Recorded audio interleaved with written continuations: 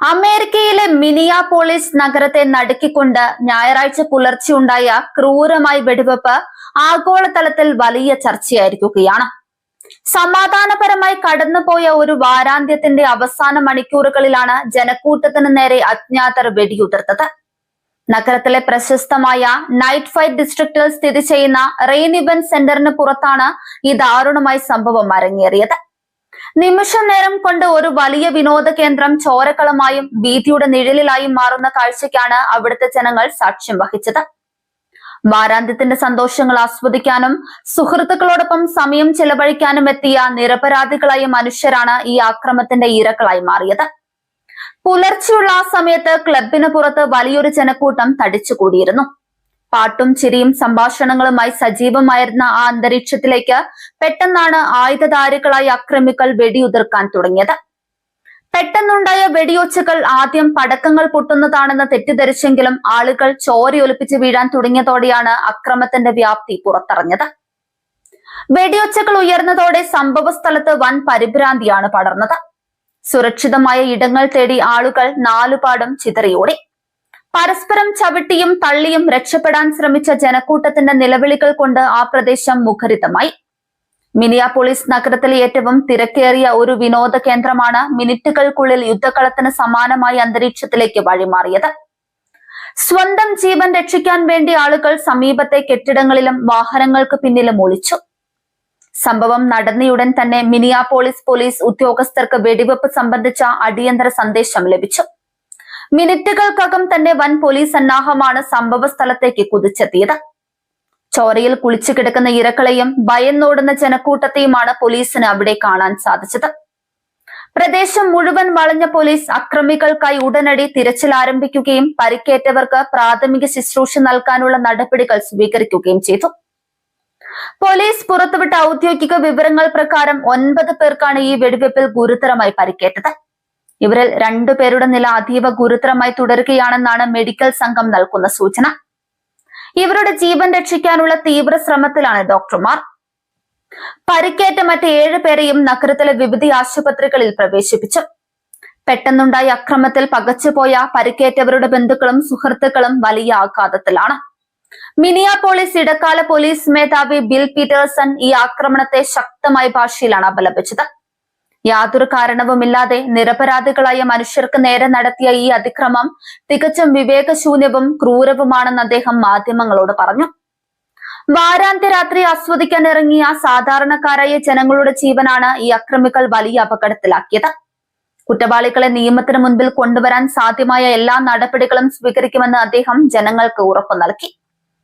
സംഭവത്തെക്കുറിച്ച് വിശദമായ അന്വേഷണമാണ് പോലീസ് ഇപ്പോൾ പ്രഖ്യാപിച്ചിട്ടുള്ളത്. അക്രമികൾ ഒരു വാഹനത്തിലെത്തി ജനക്കൂട്ടത്തിന് നേരെ വെടിയുതിർത്ത ശേഷം വേഗത്തിൽ ഓടിച്ചു പോയതാണോ എന്ന് പോലീസ് ഗൗരവമായി സംശയിക്കുന്നുണ്ട്.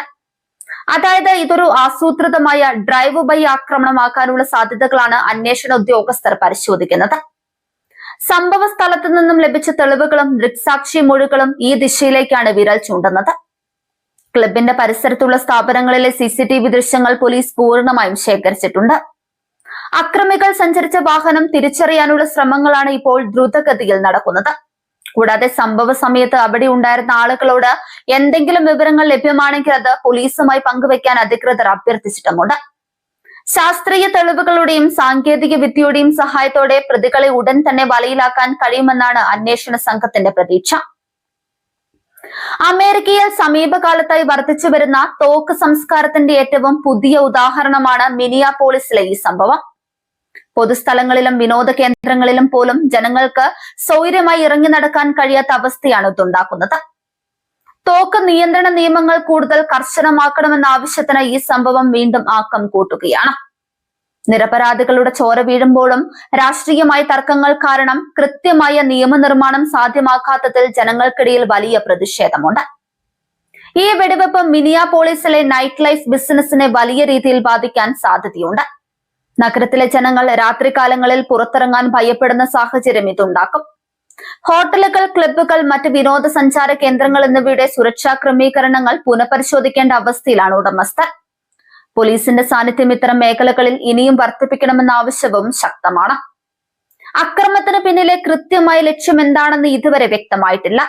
ഇത് ഏതെങ്കിലും വ്യക്തികൾ തമ്മിലുള്ള വ്യക്തിവൈരാഗ്യത്തിന്റെ തുടർച്ചയാണോ അതോ ആസൂത്രിതമായ ഒരു ഗ്യാങ് വാർ ആണോ എന്ന കാര്യം പോലീസ് അന്വേഷിച്ചു വരികയാണ്. ലക്ഷ്യം എന്തു തന്നെയായാലും പൊതുനിരത്തിൽ വെച്ച് ജനക്കൂട്ടത്തിന് നേരെ വെടിയുതിർത്തത് കടുത്ത നിയമലംഘനവും അരാജകത്വവുമാണ് വ്യക്തമാക്കുന്നത്. ഈ ദുരന്തം മിനിയാപോളിസ് സമൂഹത്തിൽ വലിയൊരു ഭീതിയുടെ അന്തരീക്ഷമാണ് അവശേഷിപ്പിക്കുന്നത്. പരിക്കേറ്റവരുടെ കുടുംബാംഗങ്ങൾ പ്രാർത്ഥനയോടെ ആശുപത്രികൾക്ക് മുൻപിൽ കാത്തു നിൽക്കുകയാണ്. ഓരോ നിമിഷത്തെ അക്രമം എത്രയോ കുടുംബങ്ങളുടെ സമാധാനമാണ് തകർത്തു കളഞ്ഞത്. ഭരണകൂടവും പോലീസും കൂടുതൽ കാര്യക്ഷമമായി ഇടപെട്ട് ഇത്തരം സംഭവങ്ങൾ ആവർത്തിക്കാതിരിക്കാനുള്ള നടപടികൾ സ്വീകരിക്കണമെന്നാണ് പൊതുജനങ്ങളുടെ ആവശ്യം. വരും ദിവസങ്ങളിൽ ഈ കേസിൽ കൂടുതൽ അറസ്റ്റുകളും വെളിപ്പെടുത്തലുകളും ഉണ്ടാകുമെന്നാണ് കരുതുന്നത്. നഗരത്തിലെ ക്രമസമാധാന നില പൂർണ്ണമായി വീണ്ടെടുക്കാനുള്ള ശ്രമത്തിലാണ് പ്രാദേശിക ഭരണകൂടം. തോക്കേന്ത്യ അക്രമികൾ സ്വതന്ത്രമായി വിഹരിക്കുന്ന അവസ്ഥയ്ക്ക് അറുതി വരുത്താൻ കഴിഞ്ഞില്ലെങ്കിൽ അത് നഗരത്തിന്റെ ഭാവിയെ ദോഷകരമായി ബാധിക്കും. മിനിയാപോളിസ് പോലീസ് ഈ കേസിനെ അതീവ പ്രാധാന്യത്തോടെയാണ് കാണുന്നത്. റെയിൻ ഇവന്റ് സെന്ററിന് പുറത്തുണ്ടായ ഈ ചോരച്ചൊരിച്ചിലിൽ അമേരിക്കൻ നഗരങ്ങളിലെ സുരക്ഷാ വീഴ്ചകളുടെ മറ്റൊരു ഓർമ്മപ്പെടുത്തൽ കൂടിയാണ്. ജനങ്ങളുടെ ജീവന് സംരക്ഷണം നൽകാൻ കൂടുതൽ ശക്തമായ സുരക്ഷാ പെട്രോളിംഗും നിരീക്ഷണ സംവിധാനങ്ങളും അനിവാര്യമാണ്. ഈ നാടിനെ നടുക്കിയ വെടിയൊച്ചകൾ ഒടുങ്ങുമ്പോൾ കുറ്റവാളികൾക്ക് മാതൃകാപരമായ ശിക്ഷ ഉറപ്പാക്കുക എന്നത് മാത്രമാണ് ഇരകൾക്ക് നൽകാൻ കഴിയുന്ന ഏക നീതി.